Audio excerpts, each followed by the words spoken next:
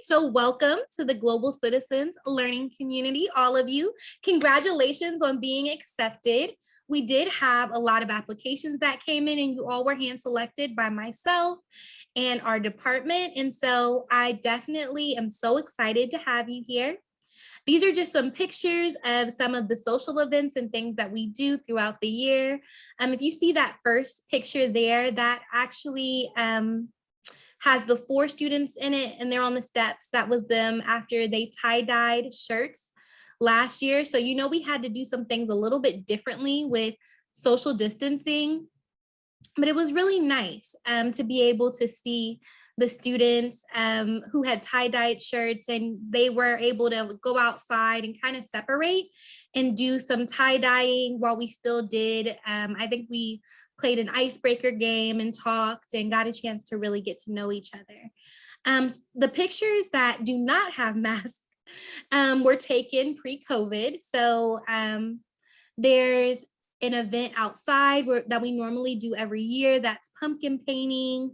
There's also different welcome events that happen. Also, with the Global Citizens Learning Community, you do receive priority consideration for study abroad.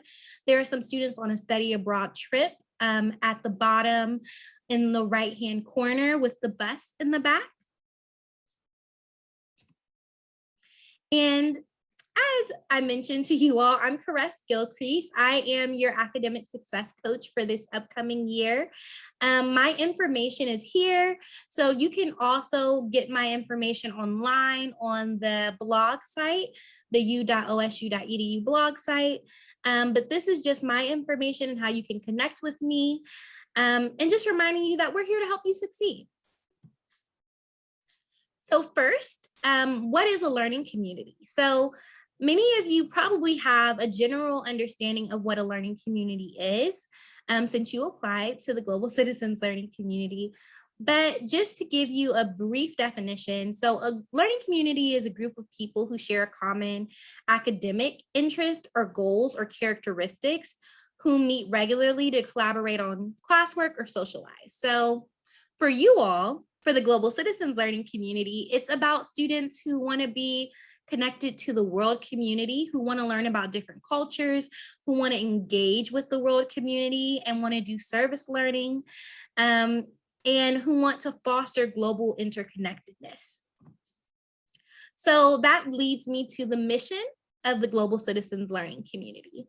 So the Global Citizens Learning Community is an opportunity for all first-year students who have been admitted to the Ohio State University at Newark, who seeks to actively engage within our world community. Students gain knowledge of other parts of the world through global curriculum, service learning, and experiences that build global citizenship. Through cross-cultural conversations, students gain an understanding of different cultures and countries, thus creating an awareness of global interconnectedness. So y'all, let's build a community together, right? And I know that those were a lot of words to basically say that we're working to really allow you all to understand global citizenship and to really allow you to connect to one another, but also to people who are across the globe. So for instance, last year actually, and I know that with COVID, a lot of things were different, but we found ways to allow our students to connect. So our students had a conversation, a cross-cultural conversation with students in Egypt at the American University in Cairo, right? They learned about a Japanese tea ceremony, right? They learned about different pieces of different cultures in a lot of different ways. They also were able to attend the Brazil Gateway Conversation with the International House Learning Community that's in Columbus, which is a second-year learning community as well. They got an opportunity to really connect to service learning. They were connected to the Community Refugee Immigration Services Organization in Columbus. And actually, some of them even became mentors for that organization. So there are so many global aspects and service learning aspects that are going to be brought into your experience in the Global Citizen Learning Community. Also, we have some expectations for you all as part of the Global Citizens learning community. So first, we expect you to attend and to allow us to register you for your Global Citizens courses for autumn and spring semesters, right? And we want you to engage academically in those courses. So we're going to talk a little bit about what those courses are. You also probably saw them in your congratulations email from me as well. But we're going to talk a little bit about what those courses are, and also in addition to that, what times they'll be. So I'm going to give you that information today as well. But when it comes to the Global Citizens Learning Community courses, the best thing about it is that you're not only taking a general education course, you're taking a general education course with free study tables, right, that are facilitated by your academic peer coach, who will actually meet with your faculty member 30 minutes out of each week to really put together what the study tables will look like, what information is important for them to focus on and to cover. Kaya will tell you, and Kaya, I don't know if you want to second this, but Kaya will also even tell you that they got midterm questions that they were able to go through during study tables to help students prepare. And so when we're doing things like this to make sure that you succeed, we want to make sure that you're academically engaged and putting the work in as well. Also, we want you to consent to share information between campus professionals, because that allows us to help you get the support that you need. In addition to that, we want you to attend Global Citizens events outside of class. So you'll see in just a moment that we have social and global experiences that happen outside of class. And you are to attend one global and one social, or at least 2 global experiences per semester in order to receive your academic funding.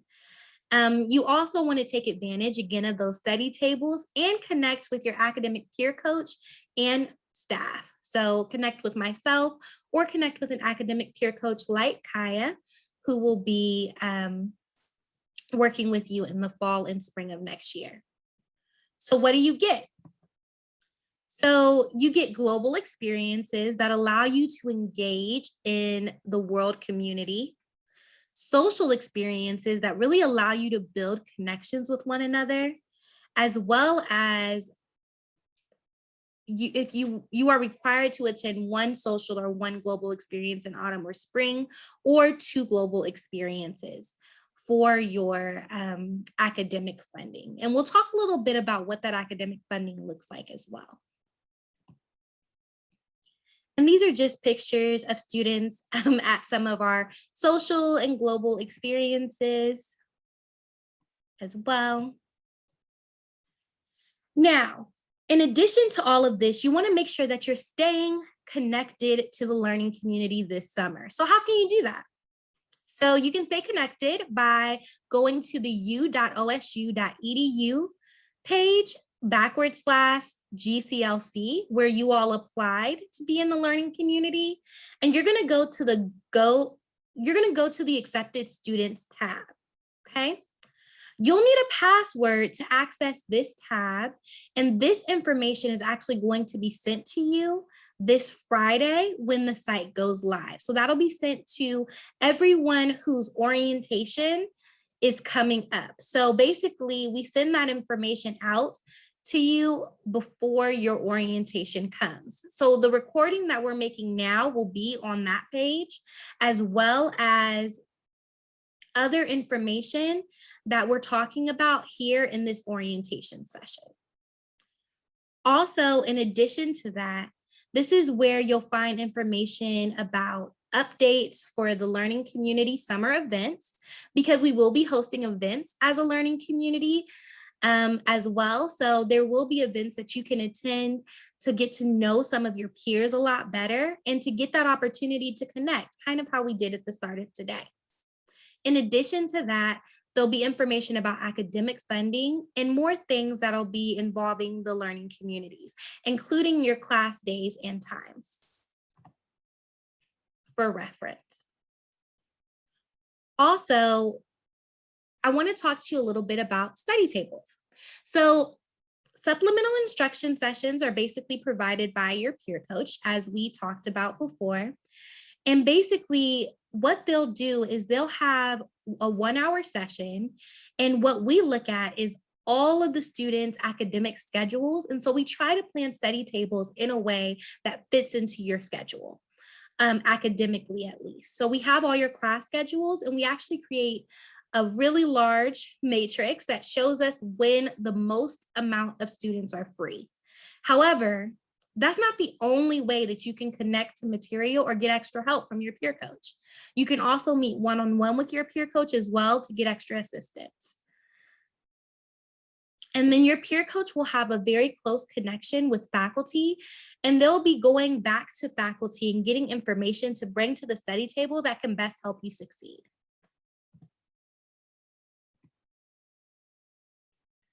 Now, academic funding. So academic funding is something that obviously for the Global Citizens Learning community, you all need to be able to use on study abroad, research, service learning, right? And so what will happen in autumn is that you'll need to meet these requirements in order to get your $500 in academic funding for the spring. So the requirements that you'll need to meet is that you'll need to achieve a 2.2 GPA for the autumn 21 semester. You'll need to attend 1 global experience and 1 social experience in the autumn semester, or 2 global experiences. You'll also need to submit a project for funding to be reviewed in fall.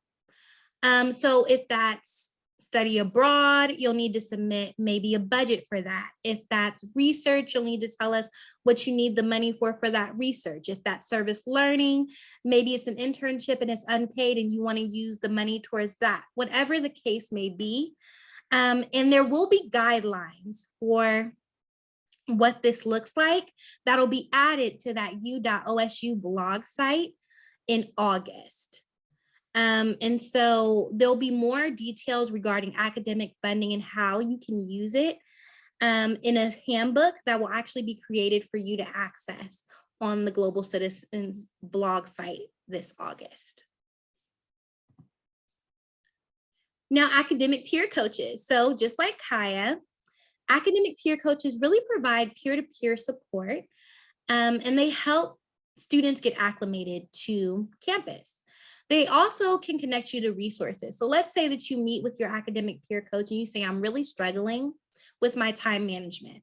And your academic peer coach tries their best to assist you with it, right? They also can connect you to Ferdinand Avila Medina, who is our learning skills specialist here on the Newark campus. And he basically can work with you to really talk to you about why you're procrastinating and how to create strategies to make yourself stop procrastinating and also manage your time more efficiently. In addition to that, we also have workshops and lab sessions. Now, many of these lab sessions or workshops are going to be things that we're going to be doing in class in arts and sciences.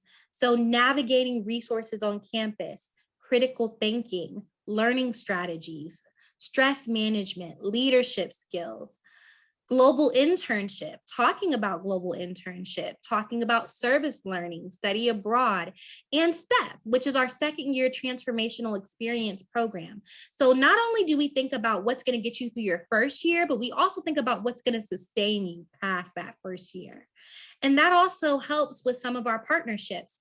So for instance, I mentioned students having a conversation with students in Brazil through the OSU gateways, and also partnering with International House, which is actually a second-year learning community on the Columbus campus. So if you're thinking about transitioning to the Columbus campus for your sophomore year or for your second year in school, you could also think about joining the International House Learning Community, or iHouse.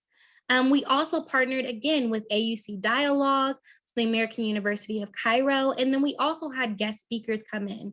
Amazing guest speakers like Adrian Rogers, who spoke at our end of semester ceremony, and Elizabeth Engerman, who actually is a study abroad education specialist, who actually works on the Columbus campus, who came in and spoke about all the opportunities that could be afforded you at our end of the year ceremony last year. In addition to that, you also will be required to take our courses. So you are required to take the Political Science 1300 Global Politics course, which is going to be taught by Dr. Timothy Bussey. And this course fulfills the OSU requirement for GE in social science, human, natural, and econ resources and global diversity course requirement for that GE. And that will be Mondays from 3:55 p.m. to 5:15 p.m. Also, our arts and sciences course will be actually that Wednesday at that same time from 3:55 to 4:50 p.m. The arts and sciences course is a group studies course, which is just 1 credit hour. But that arts and sciences course is required for all global citizens learning community students, and it counts as an elective. In spring, you'll have the opportunity to take history of food, food and world history with Dr. Weeks. And this covers the GE of historical study, also that GE of diversity and global studies as well. And then you'll also take another arts and sciences course, which again is for 1 credit hour, and it is an elective credit, and that would be your spring course.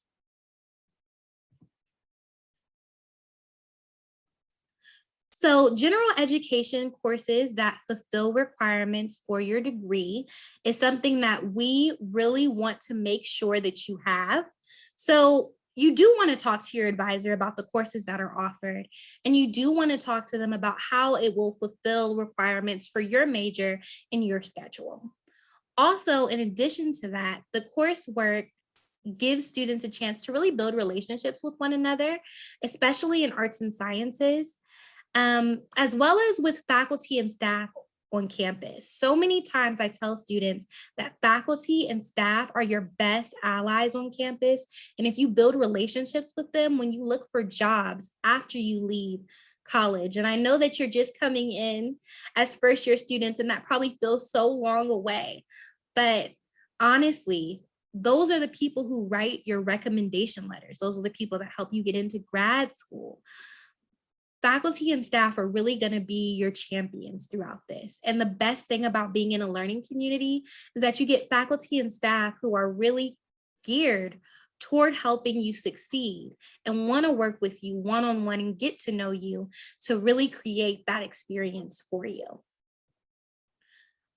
Also, in addition to that, it helps to facilitate cross-cultural conversations and global interconnectedness. A lot of our coursework, Dr. Weeks, I know, has brought in so many different speakers to come into food history to really talk to students about different understandings of history and to make it so that not only are they connecting to the material, but they see the material in action. And so hopefully we want you all to do the same next year. Also, in addition to that, the faculty who teach in these learning communities, and honestly, the staff, your peer coaches, we all believe in you and we really want you to succeed. And so anything that we can do to make that possible for you, that's what we want to do. So your schedule planner in Buckeye Link. So I took a screenshot here. I don't know how many of you have looked at Buckeye Link yet. However, Buckeye Link is going to be your best friend when scheduling classes, or schedule planner will be. What you should do currently when you're looking at classes in schedule planner is you should try and put in breaks for your classes. And basically, if you put in a break for your global citizens, global politics class, and your global citizens arts and sciences class, no classes will be able to be scheduled over that time. So you can look at it and see different schedules be generated through that schedule planner. And you'll also work with your advisor through this at orientation as well. But as you're looking up different classes that you'd like to take and different classes that you're interested in, Schedule Planner is a great tool to really let you see that. And if you do schedule those breaks for the classes that you have, or at this point, you are probably already enrolled in those classes, because many of you, if you have completed your financial responsibility statement, are already enrolled in those courses. So your global politics course and your arts and sciences course. And those are courses that we enroll you in. And so by the time that you go to your orientation, you should already be enrolled in those courses. If you are not enrolled in those courses, it probably is because you have a lock on your account due to not completing your financial responsibility statement, or another reason. If you do have a lock on your account, you've likely received an email from me that says that you need to complete your financial responsibility statement, or lets you know that we were unable to register you for your courses.